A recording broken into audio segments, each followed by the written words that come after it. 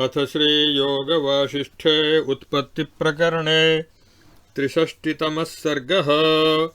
श्रीवसिष्ठोवाच यदेतद्ब्रह्मतत्त्वं सर्वथा सर्वदैव सर्वत एव सर्वशक्ति सर्वाकारं सर्वेश्वरं सर्वगं सर्वम् एवेति। एष त्वात्मा सर्वशक्तित्वाच्च क्वचिच्चिच्छक्तिं प्रकटयति, क्वचिच्छान्तिं, क्वचिज्जडशक्तिं, क्वचिद् उल्लासं, क्वचित् किञ्चिन्न किञ्चित् प्रकटयति। यत्र यदा यदेवासौ यथा भावयति तत्र तदा तदेवासौ प्रपश्यति। सर्वशक्तेर्हि या यैव यथोदेति तथैव सा। तदास्ति शक्तिर्नानारूपिणी सा स्वभावत इमाः शक्तयो अयमात्मेति।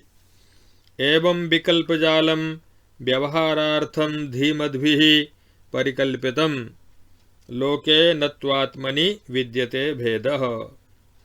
यथोर्मितरङ्गपयसां सागरे कटकाङ्गदे केयूरैर्वा हेम्नः अवयवावयविनोः संवित् काल्पनिकी द्विता न वास्तवी।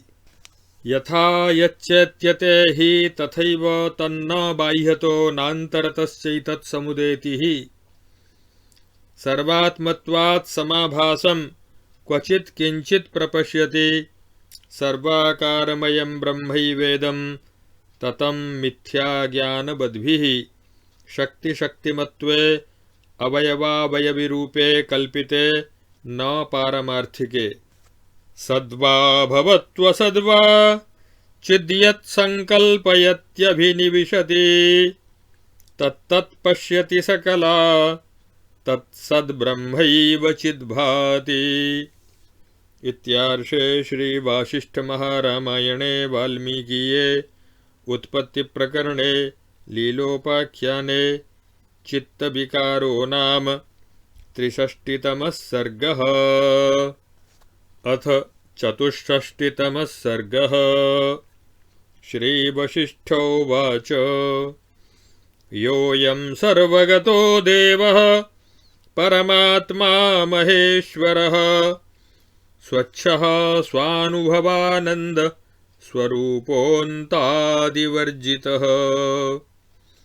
एतस्मात् परमानन्दाच्छुद्धचिन्मात्ररूपिणः जीवः सञ्जायते पूर्वं स चित्तं चित्ततो जगत्। श्रीराम उवाच स्वानुभूतिप्रमाणेऽस्मिन् ब्रह्मणि ब्रह्मबृंहिते कथं सत्तामवाप्नोति जीवको द्वैतवर्जिते। श्रीवसिष्ठोवाच असदाभासमच्छात्मा ब्रह्मास्तिह प्रबृंहितं बृहच्चिद्भैरववपुरानन्दाभिदमव्ययम्।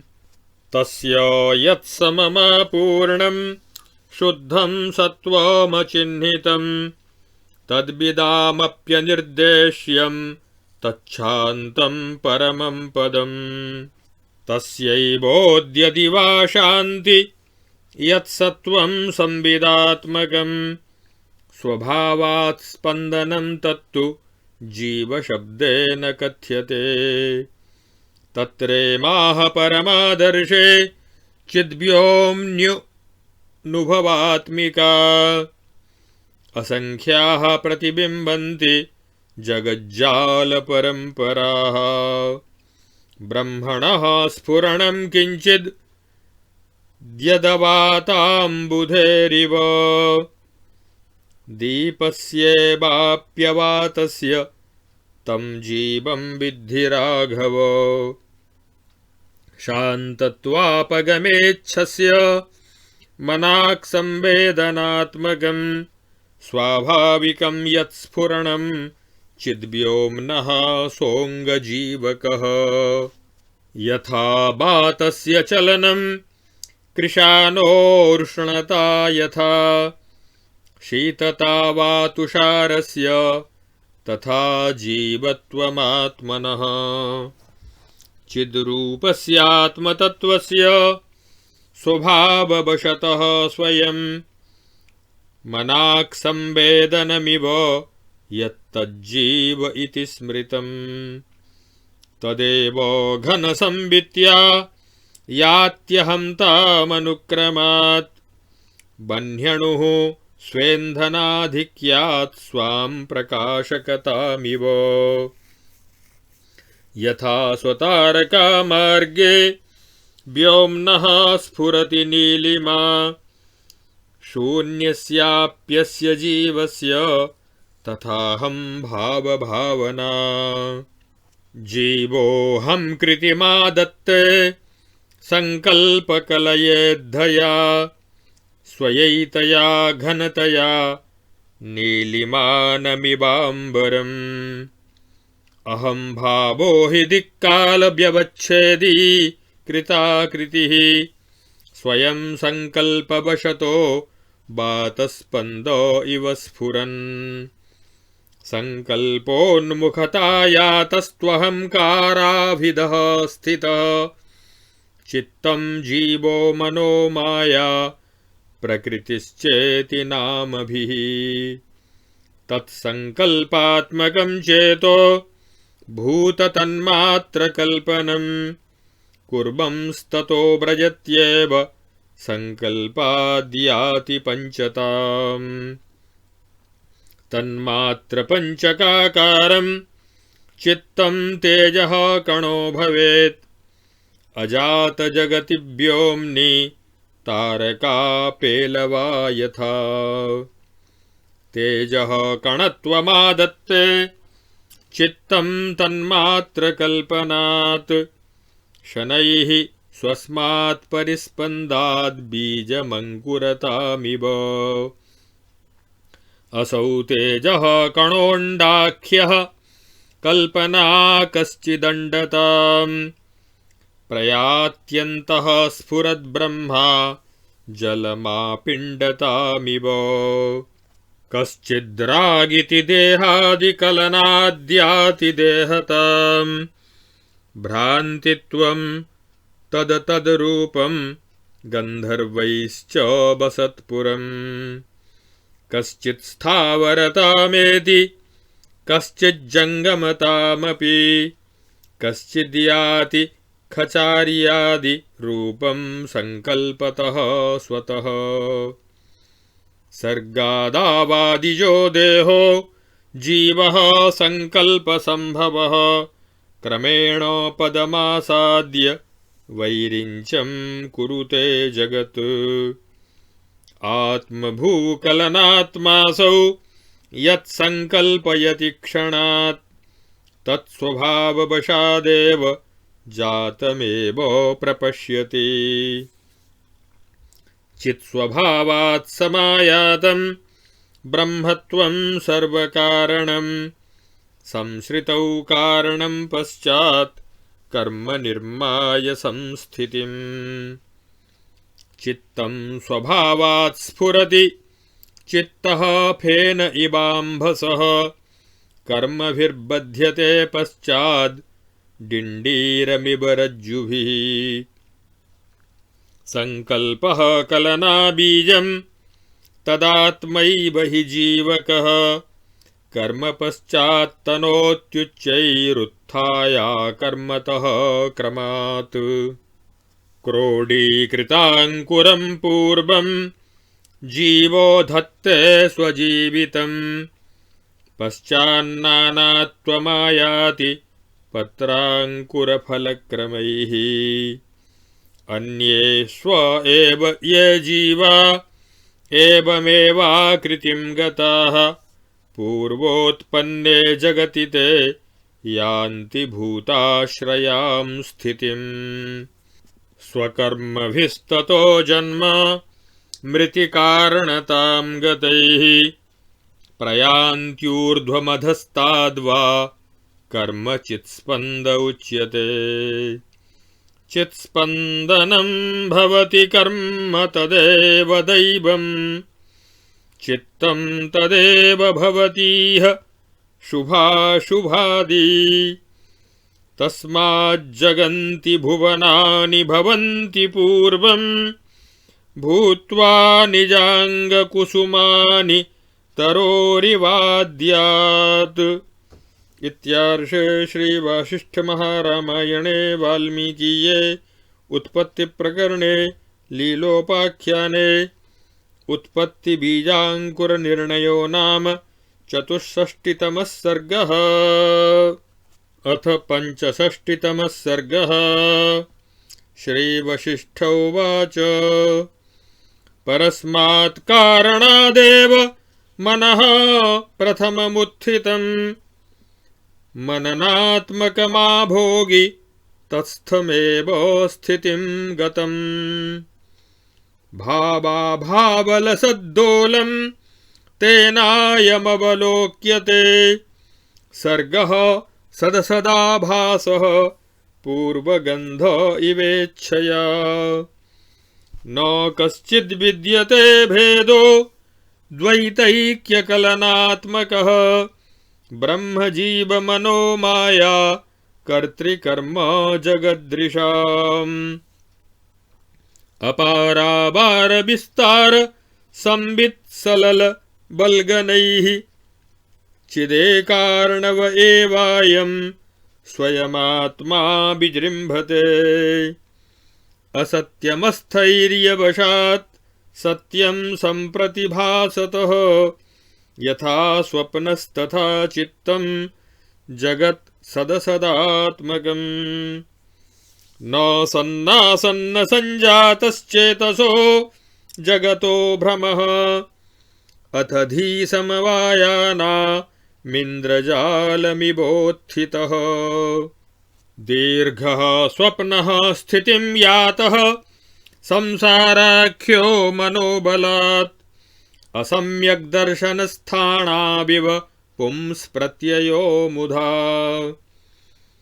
अनात्मालोकनाच्चित्तं चित्तत्वं नानुशोचति बेतालकल्पनाद् बाल इव संकल्पिते भये अनाख्यस्य स्वरूपस्य सर्वाशातिगतात्मनः चेत्योन्मुखतया चित्तं चित्ताज्जीवत्वकल्पनम् जीवत्वादप्यहं भावस्त्वहं भावाच्च चित्तता चित्तत्वादिन्द्रियादित्वं ततो देहादिविभ्रमाः देहादिमोहतः स्वर्गनरकौ मोक्षबन्धने बीजाङ्कुरबदारम्भ संरूढे देहकर्मणोः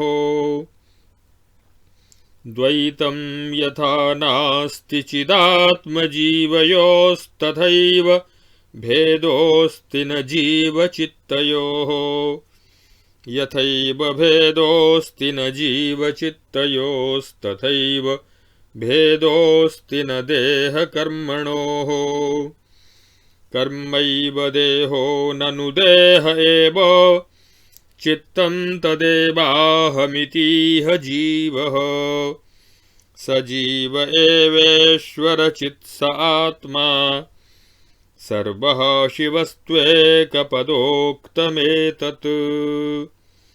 इत्यार्षे श्रीवासिष्ठमहारामायणे वाल्मीकीये उत्पत्तिप्रकरणे लीलोपाख्याने जीवविचारो नाम 65तमः सर्गः।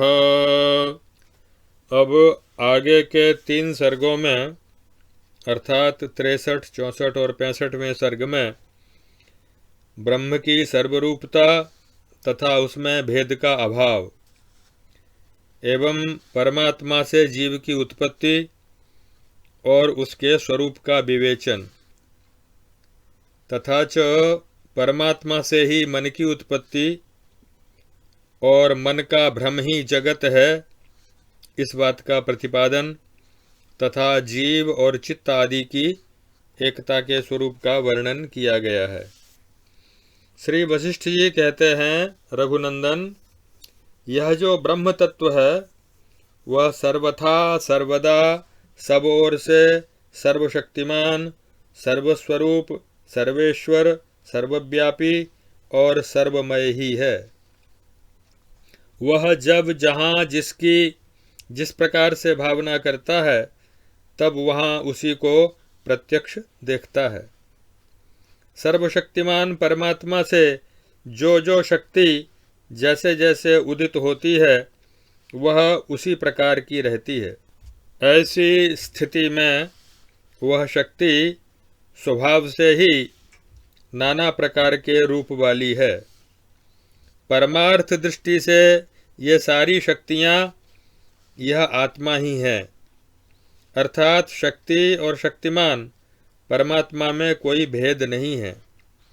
बुद्धिमानों ने लौकिक व्यवहार की सिद्धि के लिए इस प्रकार भेद रूप संसार जाल की कल्पना की है। वस्तुतः परमात्मा में भेद नहीं है। जैसे समुद्र में छोटी बड़ी लहरों का और समुद्र का भान होता है और सुवर्ण में कंगन, बाजूबंद और केयूर आदि के साथ सोने का तथा अवयव और अवयवी भेद ये वास्तविक नहीं है, उसी प्रकार आत्मा में द्वैत अथवा भेद वास्तविक नहीं है, कल्पना करने वाले पुरुष की बुद्धि से ही कल्पित है। परमार्थ दृष्टि से देखा जाए तो यह संपूर्ण आकारों से युक्त विस्तृत प्रपंच सर्वव्यापी ब्रह्म ही है। मिथ्या ज्ञान वाले लोगों ने ही शक्ति और शक्तिमान के तथा अवयव और अवयवी के भेद की कल्पना कर रखी है। यह भेद यथार्थ नहीं है। सत हो या असत, सच्चिदानंद घन परमात्मा जिस सदसद वस्तु का संकल्प अथवा अभिनिवेश करता है उसी उसी को देखता है। वास्तव में सब वस्तुओं के रूप में वह सच्चिदानंद घन परमात्मा ही भासित हो रहा है। हे श्री राम, यह जो सर्वव्यापी स्वयं प्रकाश आदि अंत से रहित सबका महान ईश्वर स्वानुभवानंद स्वरूप शुद्ध सच्चिदानंद घन परमात्मा है, इसी से पहले जीव उत्पन्न हुआ है। वही उपाधि की प्रधानता से चित्त कहलाता है और चित्त से यह जगत उत्पन्न हुआ है। रघुनंदन, जिसमें प्रतीत होने वाला यह दृश्य प्रपंच असत है, वह शुद्ध स्वरूप ब्रह्म यहाँ सर्वत्र व्यापक है। वह बृहद ब्रह्म अनात्म योगी पुरुषों के लिए भीषण है और आत्मवेत्ताओं के लिए अविनाशी सच्चिदानंद घन है। उसका जो सर्वत्र सम परिपूर्ण शुद्ध चिन्ह रहित सत्स्वरूप है वही शांत परम पद है। ज्ञानी भी उसके स्वरूप का इदमित्थम रूप से निर्देश नहीं कर सकते। उसी का चेतन अंश जो स्वभावतः स्पंदनशील प्राण धारण करने वाला है जीव कहलाता है। उत्तम दर्पण रूपी उस चेतन आकाश में ये असंख्य जगत जाल की परंपराएं प्रतिबिंबित होती रहती हैं। जैसे चलना या गतिशील होना ये वायु का स्वभाव है, उष्णता अग्नि का स्वभाव है अथवा शीतलता हिम का स्वभाव है, उसी प्रकार जीवत्व आत्मा व्यष्टि चेतन का स्वभाव है। व्यष्टि चेतन घन जो आत्म तत्व है उसकी स्वयं अपने स्वरूप के अज्ञान के कारण जो अल्पज्ञता है उसी को जीव कहा गया है।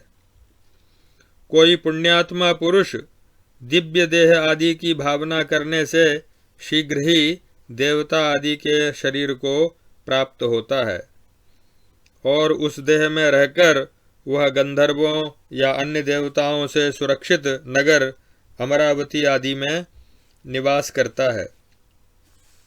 अपने संकल्प के अनुसार कोई पुरुष वृक्ष आदि स्थावर योनि को प्राप्त होता है, कोई जंगम योनि में जन्म ग्रहण करता है तथा कोई पक्षी आदि खेचर प्राणियों का रूप धारण करता है। इस प्रकार जन्म और मृत्यु के कारण बने हुए अपने कर्मों से जीव ऊपर या नीचे जाते हैं, ऊंच नीच योनियों में जन्म ग्रहण करते हैं। हे श्री राम, परम कारण रूप परमात्मा से ही पहले मन उत्पन्न हुआ। मनन ही उसका स्वरूप है। भोगों से भरा हुआ यह जो विस्तृत जगत है वह मन में ही है। वह मन भी उस परम कारण रूप परमात्मा में ही स्थित है। वह भाव और अभाव के झूले में झूलता रहता है। पहले अनुभव में आई हुई सुगंध याद करने पर मनोरथ के द्वारा देखी जाती है। उसी प्रकार उस मन के द्वारा सत और असत रूप से प्रतीत होने वाली यह सृष्टि देखी जाती है। परमात्मा का यथार्थ ज्ञान हो जाने पर ब्रह्म, जीव, मन, माया, कर्ता, कर्म और जगत की प्रतीतियों का कोई भेद नहीं रह जाता। सब द्वैतों के एकमात्र आश्रय परमात्मा ही स्थित रहते हैं, जिसके विस्तार का कहीं कोई आर पार नहीं है। उस संबित रूपी जल के असीम प्रसारों से चिन्मय एकार्णव रूप यह आत्मा स्वयं विस्तार को प्राप्त होता है। क्षणिक होने के कारण असत्य तथा प्रतीत होने के कारण सत्य, यह मनोमय जगत स्वप्न के समान सद रूप है। वास्तव में यह जगत न तो सत है और न असत है और न उत्पन्न ही हुआ है। यह तो केवल चित्त का भ्रम है। जैसे अच्छी तरह से न देखने के कारण ठूठे काठ में झूठे ही पुरुष की प्रतीति होती है, उसी प्रकार अविद्यायुक्त मन के प्रभाव से यह संसार नामक दीर्घकालीन स्वप्न अज्ञानियों को स्थिर जैसा प्रतीत होता है। जैसे चेतन परमात्मा और जीव में कोई भेद नहीं है, उसी तरह जीव और चित्त में भी कोई भेद नहीं है। और जैसे जीव तथा चित्त में भेद नहीं है, उसी तरह देह और कर्म में भी भेद नहीं है। वस्तुतः कर्म ही देह है, क्योंकि देह से ही कर्म होते हैं और देह ही चित्त है। चित्त ही अहंकार विशिष्ट जीव है। वह जीव ही चेतन परमात्मा है तथा वह परमात्मा सर्वस्वरूप एवं कल्याणमय है। यह शास्त्र का सारा सिद्धांत एक ही पद्य में कह दिया गया। इस प्रकार वाल्मीकि प्रोक्त वासिष्ठ महारामायण के देवदूतोक्त मोक्षोपाय के उत्पत्ति प्रकरण में जीव के स्वरूप का विचार करने वाला यह 65वां सर्ग पूरा हुआ।